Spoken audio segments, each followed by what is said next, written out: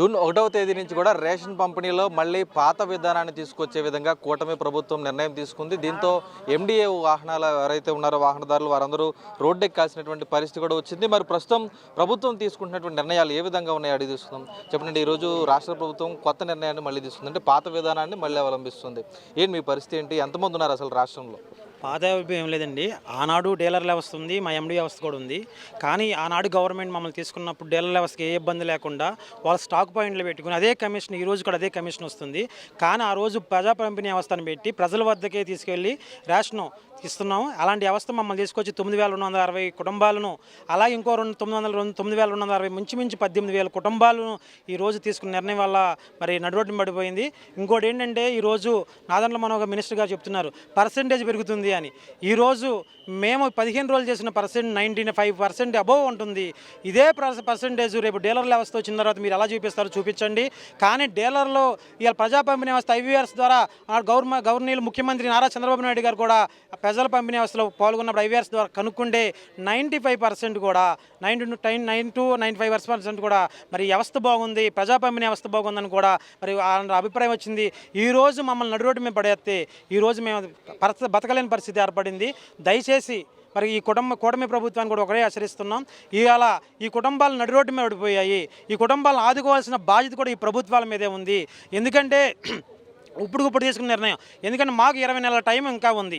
ఆనాడు అగ్రిమెంట్ 6 సంవత్సరాల అగ్రిమెంట్లో ఇంకా 20 నెలల టైం ఉండగా ఈ రోజు తీసుకున్న నిర్ణయం బట్టి ఇక మేము తెచ్చుకున్న అప్పులు అనేక అప్పులు ఉన్నాయి. ఆర్థికంగా ఈ శాలరీ చూపించుకుని అనేక అప్పులను తెచ్చుకుని ఈ శాలరీ వచ్చిన తర్వాత మేము కట్టుకుంటామని భరోసాగా మరి అప్పు తెచ్చుకుంటే ఆ అప్పులను ఎలా తీర్చాలి? ఇవాళ ఆత్మహత్యలు చేసుకునే పరిస్థితి ఈ ఎండి వ్యవస్థలో ఉందని దయచేసి ఈ నిర్ణయాన్ని వెనక్కి తీసుకుని మాకు సపోర్ట్గా వ్యవస్థ ఉండమని, ఒకవేళ డీలర్ వ్యవస్థ కొనసాగిస్తూ అంటున్నారు ప్రభుత్వం. గతంలో కూడా డీలర్ వ్యవస్థ ఉంది, ఇప్పుడు అదే వ్యవస్థ ఉంది. అప్పుడు ఇచ్చిన కమిషన్ ఇప్పుడు ఇస్తున్నారు. ఇప్పుడు మాకు వాళ్ళకి తేడా ఏంటి గవర్నమెంట్ తెలియజేయాలి. ఇంకోటి అంటున్నారు ఇది మాఫియాలాగా ఇది స్మగ్లింగ్ చేస్తున్నట్టుగా. ఏంటి స్మగ్లింగు? ఈ 9,260 వెహికల్స్కి 240 చిల్లర కేసులు వచ్చాయి. అవి 6A కేసులు, 1 కేజీ పంచదార, 2 కేజీలు బియ్యం ఉంటే వాటి కూడా కేసులు చూపించారు. ఈ వ్యవస్థ మీరు ఎంక్వైరీ చేయండి. ఇప్పుడు కూడా ఐవీఆర్స్ ద్వారా ప్రజా పంపిణీ వ్యవస్థ బాగుందా లేదా అని ఇప్పుడు కూడా కనుక్కోండి. మీ మీడియా వ్యక్తులు కూడా కోరుకునేది ఒకటే. రేషన్ డిపోలు ఉన్నప్పుడు ఈ మాఫియా లేదనుకోవచ్చా? గతంలో ఎప్పుడు ఇటువంటి అవినీతి జరగలేదనుకోవచ్చు. గతంలో 60,000 చిల్లరే ఈ 6A కేసులు ఉన్నాయి సార్. 60,000 కేసులు ఉన్నాయి, మేము 240 కేసులే ఉన్నాయి. ఇది ఎందుకో కేసులు వచ్చినాయి అంటే 6A కేసు అంటే సివిల్ డిపార్ట్మెంట్ వాళ్ళు వచ్చినప్పుడు మా అయితే 5 కేజీలో 10 కేజీలో 5 పంచదార ప్యాకెట్లు ఉన్నా కూడా 6A కేసులు రాస్తున్నారు. అది కూడా ఏంటి 244 కేసులే. 60,000 కేసులు ఉన్నది ఎక్కువ, ఇవి 244 కేసులు ఉన్నది ఎక్కువ. ఒకసారి మీరు కూడా సమూహంగా ఆలోచించాల్సిందిగా కోరుతున్నాం సార్. ఈరోజు ఇంటింటికి రేషన్ పంపిణీ చేస్తున్నారు. ప్రజలు ఎటువంటి అభిప్రాయం వ్యక్తం చేస్తున్నారు? ఇంటింటికి కావాలంటున్నారా, అసలు రేషన్ డిపోలకి వెళ్ళి మేము తీసుకోవాలంటున్నారా? మేము 2021 నుంచి మేము ఈ వ్యవస్థలో కొనసాగుతున్నామండి. ఇంటింటికి రేషన్ వెళ్ళి ఇష్టం వల్ల ఈ పేదలు, ముసలివారు, వికలాంగులు, అంధులు, లేవలేని పరిస్థితుల్లో ఉన్నవాళ్ళు, యాక్సిడెంట్ అయ్యి మంచాల మీద ఉన్న వాళ్ళకి కూడాను మేము వెళ్ళి రేషన్ ఇంటి ముందుకు వెళ్ళి రేషన్ ఇవ్వటం వల్ల చాలామంది అందరూ ఇంచుమించు 90% ప్రజలందరూ కూడాను ఈ వ్యవస్థ చాలా బాగుంది, మా ఇంటి ముందుకు వచ్చి మాకు రేషన్ ఇస్తున్నారు, మేము మా పిల్లలు ఉన్నా సరే తంబేసి మాకు రేషన్ ఇచ్చి గుమ్మంలో పెట్టి వెళ్తున్నారు అని చెప్పేసి ప్రజలందరూ కూడా చాలా సంతోషపడుతున్నారండి. ఈ సంతోషపడే సమయాన ఇప్పటికప్పుడు ఈ నిర్ణయాన్ని తీసుకుని మాకు ఇంకా ఎండియూ వ్యవస్థ 2027 జనవరి నెల వరకు మాకు ఇంకా కొనసాగాలండి. మా అగ్రిమెంట్ ప్రకారం ఆనాడు జగన్మోహన్ రెడ్డి గారు మాకు ఎస్సీ కార్పొరేషన్, బీసీ కార్పొరేషన్, ఈ కార్పొరేషన్ల ద్వారా మా అందరికీ పేదలకి పని కల్పించాలని చెప్పేసి మాకు ఈ వాహనాలను ఇచ్చి ఉన్నారు. ఇవన్నీ కూడా మాకు సబ్సిడీ ద్వారా ఇచ్చి ఉన్నారు. మాకు ఇప్పుడు మా శాలరీలో 3,000 రూపాయలు కట్ చేసి మా వాహనాలని మేము నడిపిస్తున్నాము. అయినాను మేము ఎన్నో ఇబ్బందులు పడుతున్నాము. మా మీద అనేక నిందలు వేశారు. ఈ కూటమి గవర్నమెంట్ వచ్చిన దగ్గర నుంచి ఈ పథకాన్ని ఏదో విధంగా తొలగించాలి అని చెప్పేసి అనేక నిందలు వేసి మా మీద చాలా కేసులు పెట్టడం కూడా జరిగింది. ఆ ఒక పంచదార ప్యాకెట్ అని చెప్పేసి అంటే ఎవరికైనా పంచదార వద్దంటే ఇంకొకరు 2 పంచదార ప్యాకెట్లు అడుగుతారు. వారి కోసం అని చెప్పేసి తంబేయించి ఆ ఒక్క ప్యాకెట్ మా దగ్గర ఎక్స్ట్రా ఉంటుంది తప్ప మేము ఏ ఒక్క బియ్యపు గింజ కూడాను కార్డుదారుడు తంబేయకుండా ఒక్క బియ్యం గింజ కూడా బయటికి రాదండి. దీంట్లో మాఫియా జరిగే అవకాశమే లేదు. ఎటువంటి పరిస్థితుల్లోనూ కూడా 1 కేజీ బియ్యం కూడాను ఎండియూ తీసుకోవడానికి అవకాశం లేదు. మేము ఇంటి ముందుకు వెళ్ళి ఇవ్వటం వల్ల 99% బియ్యం తీసుకుంటున్నారు. ఈ రోజునాడు 88% ఇదే బియ్యాన్ని తింటున్నారండి. చాలామంది పేదవారు ఇదే బియ్యాన్ని తింటున్నారు. ఈ రోజునాడు ఈ వ్యవస్థను తీసేశారని చెప్పేసానని ప్రజల్లో కూడాను చాలామంది ఆందోళన పడుతున్నారు. వారు రోడ్ల మీదకి రాలేకపోతున్నారు, కానీ చాలామంది ఆందోళన పడుతున్నారు. 2 కాళ్ళు లేని వాళ్ళు కూడా ఉన్నారండి. మేము చాలా ఫోటోలు కూడా మేము మీడియాలో పెట్టాం. లోపల లెగలేని పరిస్థితుల్లో కరోనాలు వచ్చి హెచ్ఐవి వచ్చి వీళ్ళందరూ మంచాల మీద పడుకుని ఉన్న వాళ్ళకి మేము వెళ్ళి తంబేయించి వారికి రేషన్ ఇచ్చిన పరిస్థితులు ఉన్నాయండి. అవన్నీ కూడా టీవీల్లో కూడా స్కోర్ అయినాయి గతంలో. ఇప్పుడు వారందరూ కూడా చాలా ఆందోళన పడుతున్నారు. ఇప్పుడు వీళ్ళందరూ కూడా రోడ్ల మీదకి రావాల్సిన పరిస్థితి వచ్చి లైన్లో నుంచుని రేషన్ తీసుకోలేని పరిస్థితిలో ఉన్నారు. అయినాను మా వ్యవస్థను ఇప్పుడు ఇవన్నీ కూడా గవర్నమెంట్కి తెలుసుండి కూడాను కేవలం ఈ పథకాన్ని ఆప్ చేయాలని చెప్పేసానన్న ఒక దురుద్దేశంతోనే ఈ పథకాన్ని ఆప్ చేసి ఒక రాత్రికి రాత్రి నిర్ణయం తీసుకుని మాకు ఇంకా 20 నెలలు కాలపరిమితి ఉండగా మమ్మల్ని క్యాన్సిల్ చేశారని చెప్పేసి ఉత్తర్వులు పంపించారండి. రేపు జూన్ 1 నుంచి డీలర్ల దగ్గరికి వెళ్ళి తీసుకోమని చెప్పేసి అంటున్నారు. మేమైతే మా 9,620 మందికి ఇంకో హెల్పర్స్ ఇంకో 9,620 మంది ఉన్నారు. మా కుటుంబాలన్నీ కూడాను ఈ రోజునాడు రోడ్డుని పడాల్సిన పరిస్థితి వచ్చిందండి. మేము ఇది కష్టపడి ఒక బాధ్యతగా ఒక ఉద్యోగంగా కాకుండా ఒక సేవగా ప్రజలకి సేవ చేస్తున్నామన్న తృప్తితో మేము ఈ రోజునాడు వరకు కూడాను ఈ నెల వరకు కూడా మేము పనిచేసుకుని వచ్చామండి. మేము ఒక షాప్ వచ్చి 2-3 రోజుల్లో కంప్లీట్ చేస్తాం. అంటే ఒక షాపుకి వచ్చి 400 దగ్గర నుంచి 800 కార్డుల వరకు ఉన్నాయి. ఈ కార్డులన్నింటిని కూడా 3-4 రోజుల్లోనే కంప్లీట్ చేస్తున్నాం. ఇప్పుడు డీలర్ దగ్గర ఎన్ని రోజుల్లో కంప్లీట్ చేయగలుగుతారు? ఇదే కార్డుదారులు ఎన్ని రోజులు లైన్లో నుంచోవాలి? మేము రేషన్ బండి వేసుకుని వాళ్ళ వీధిలోకి వెళ్ళి వారి గుమ్మం ముందుకు వెళ్ళి 4 కుటుంబాలు కలిపి 4 గుమ్మాలు కలిపి ఒక చోట బండి పెట్టి తంబేపిస్తే సర్వర్ పని చేయకపోయినా సరే మరలా ఇచ్చి వారు ఒకవేళ ఇంటి దగ్గర లేకపోయినా వారికి కవర్ చేసి మరి మేము వాళ్ళకి రేషన్ ఇచ్చిన పరిస్థితులు ఉన్నాయండి. ఇవన్నీ కూడా ప్రజలందరికీ తెలుసు. అయినా మా పట్ట కొట్టి మమ్మల్ని రోడ్డు మీదకి ఈడ్చిన ఈ ప్రభుత్వం మా కష్టాలను మా బాధలను అర్థం చేసుకుని మరలా మమ్మల్ని ఈ వ్యవస్థలో కొనసాగించాలని చెప్పేసి ఈ గవర్నమెంట్కు మా ఎండీలందరి తరపున సవినయంగా విన్నవించుకుంటున్నామండి. అంటే ఇప్పటి వరకు ఈఎంఐ ఎంత కడుతూ వచ్చారు? భవిష్యత్తులో మరి ఈఎంఐ కట్టాల్సినటువంటి పరిస్థితి ఏంటి? బ్యాంకులు ఏం చెప్తారు? బ్యాంకులో ఈఎంఐ మేము కష్టపడిన దానికి మాకు 21,000 శాలరీ వస్తుందండి.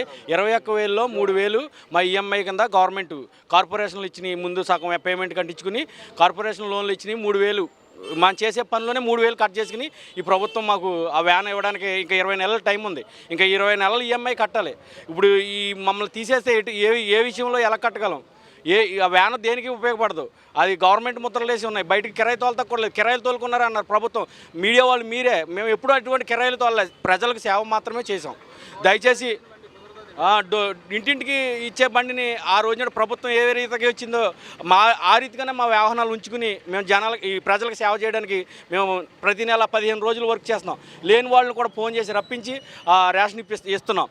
ఈ ఇంటికాడ వికలాంగులు ఉంటే మేము సేమ్ ఈయన చెప్పినట్టు అన్నయ్య గారు చెప్పినట్టు మేము కూడా అలాగే వికలాంగులకి ఇప్పుడు ఈ ప్రభుత్వం రద్దు చేసింది మమ్మల్ని.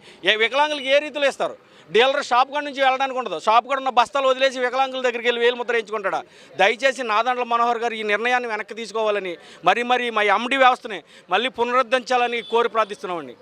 అంటే ప్రభుత్వాలు మారినప్పుడల్లా విధానాలు మారుతున్నాయి. వేలాది మంది రోడ్డును పడుతున్నారు. ఎలా అర్థం చేసుకోవచ్చు? ఇది రాష్ట్రంలో కూటమి ప్రభుత్వం తీసుకున్న 1-2-3 చర్యలను పరిశీలిస్తూ ఉంటే కక్ష సాధింపు చర్యల కింద కనిపిస్తూ ఉన్నాయి. గతంలో వాలంటరీ వ్యవస్థ చూసాము. ఎన్నికల ముందు చాలా పెద్ద మాటలు ప్రభుత్వం స్వయంగా ముఖ్యమంత్రి ఉప ముఖ్యమంత్రులుగా ఉన్న వాళ్ళే ఇచ్చారు. మేము వాలంటరీ వ్యవస్థను కొనసాగిస్తామని 5,000 కాదు మేము వస్తే 10,000 జీతం ఇస్తామని ఇట్లాగా 4 లక్షల కుటుంబాలు రోడ్డుని పడేసారు. ఇంతవరకు దాని మీద ఉలుకు పలికలేదు. అలాగే ఈ ప్రజా పంపిణీ వ్యవస్థల్లో కీలకంగా గత ప్రభుత్వం పెట్టింది సిస్టమ్. ఆ ప్రభుత్వం పెట్టింది దాన్ని కంటిన్యూ చేయాలి ఇప్పుడు. కానీ ఇప్పుడు వాళ్ళు పెట్టారు కాబట్టి ఆ సిస్టమ్ ఉండకూడదని ఒక కక్షాయం చేసినట్టు వేరే కనపట్లేదు. ఇందులో ప్రభుత్వం చెప్తున్న మాటలకే చేతలకి ఎక్కడ పొంతన ఉండలేదు. వాళ్ళు ఏం చెప్తారంటే ఇవి వృధాగా ఉన్నాయని, తర్వాత ఇందులో ఏదో అవినీతి జరుగుతుందని ఇట్లాగ చెప్పుకొస్తున్నారు. అలాగే మరో ప్రక్కన ఇంకో మాట చెప్తున్నారు, వికలాంగులకి వృద్ధులకి మళ్ళీ ఇంటింటికే పంపిణీ చేస్తామంటున్నారు. మరి ఆ కొద్దిమందికి ఎలా పంపిణీ చేస్తారు? మొత్తం వాహనాలు రద్దు చేసాక అది ఎట్లా సాధ్యమవుద్ది? అట్లాగే మరొకటి ఏంటంటే గత ప్రభుత్వం ఈ వాహనాలు పెట్టినప్పటికీ డీలర్ వ్యవస్థ కొనసాగించింది, వాళ్ళ కమిషనర్కి వచ్చేసింది. కానీ ఇప్పుడు వీళ్ళని మొత్తం రద్దు చేస్తూ ఉన్నారు. కానీ వీళ్ళందరూ ఇక్కడ సమస్య దాదాపు 10,000 మంది హెల్పర్లతో పోలిస్తే 20,000 కుటుంబాలు రోడ్డున పడతా ఉన్నాయి. 20,000 మంది ఉపాధి సమస్య వస్తూ ఉంది. కాబట్టి మేము ఏఐటీసీగా రాష్ట్ర ప్రభుత్వం ఒకటే డిమాండ్ చేస్తూ ఉన్నాం. మీరు ఏదైనా ఒక నిర్ణయం తీసుకోవాలనుకుంటే అఖిలపక్షంతో మాట్లాడి చర్చించండి, ఇది అవసరమో చూడండి. 2, ఇలా రద్దు చేయాలనుకుంటే కనీసం ముందస్తు కూడా వాళ్ళకి ఎటువంటి సమాచారం లేదు. వాస్తవానికి గత ప్రభుత్వం వీళ్ళకి ఒప్పందం 2027 దాకా కూడా ఒప్పందం కంటిన్యూ అవుతూ ఉంది. అప్పటిదాకైనా ఎదురు చూడాలి. అదే లేదు, వీళ్ళకి ఆల్టర్నేట్ ఏదైనా చూపించాలి. అట్లా ఉపాధి ఏమీ ఆల్టర్నేట్ చూపించకుండా సడన్గా నిర్ణయం తీసుకోవడం అనేది చాలా ఘోర తప్పిదంగా భావిస్తాను. దీన్ని తక్షణం వెనక్కి తీసుకోవాలి. అలాగే ప్రభుత్వం మరొకటి చెప్తా ఉంది, మేము దీంట్లో క్వాలిటీ పెంచడాకో ప్రజా పంపిణీ వ్యవస్థను బలోపేతం చేయడంలో భాగంగా చర్యలు తీసుకుంటామని పౌర సరఫరాల శాఖ మంత్రి నాదెండ్ల మనోహర్ గారు మాట్లాడినట్టు కనిపించింది వార్తల్లో. వాటిలో చూస్తూ ఉన్నాం.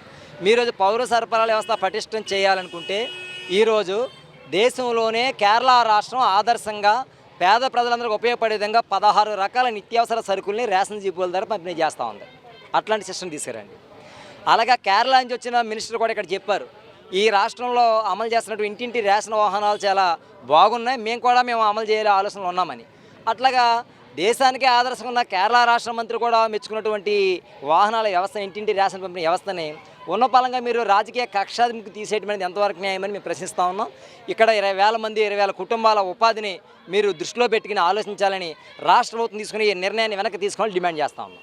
అది చూస్తున్నాం కదా, ప్రజా పంపిణీ వ్యవస్థకు సంబంధించి వాహనాలు మనం చూస్తున్నాం కదా. ఈ వాహనాలు దాదాపు రాష్ట్ర వ్యాప్తంగా కూడా వీటిపై ఆధారపడి 9,500 మంది వరకు కూడా అటు వాహనదారులు కానీ అసిస్టెంట్ కానీ మొత్తం దాదాపు 20,000 మంది ఆధారపడ్డారు. ఈరోజు కూటమి ప్రభుత్వం నిర్ణయం తీసుకున్నటువంటి ఈ నిర్ణయంతో 20,000 మంది కూడా రోడ్డును పడబోతున్నారని కూడా చెప్పుకోవచ్చు జూన్ 1వ తేదీ నుంచి. అయితే ప్రభుత్వం తీసుకున్నటువంటి నిర్ణయం ఎంతవరకు కరెక్ట్ అనేది ఈరోజు ప్రజా సంఘాలు కానీ బాధితులు కానీ కోరుతున్నారు. ఎందుకంటే 2027 జనవరి అంటే ఇంకా 20 నెలల పాటు అగ్రిమెంట్ ఉంది.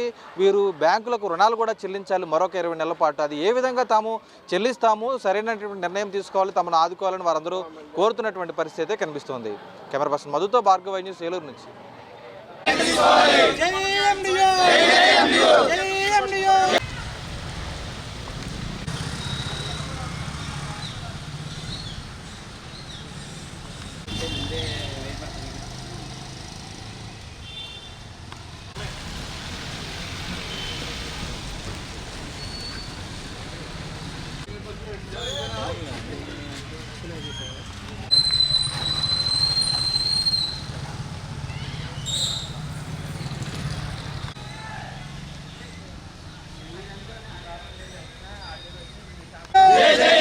కొనసాగించాలి కొనసాగించాలి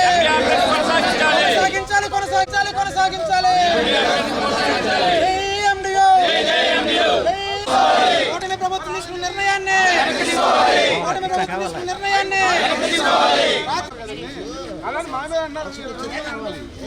కొనసాగించాలి కొనసాగించాలి కొనసాగించాలి కొనసాగించాలి.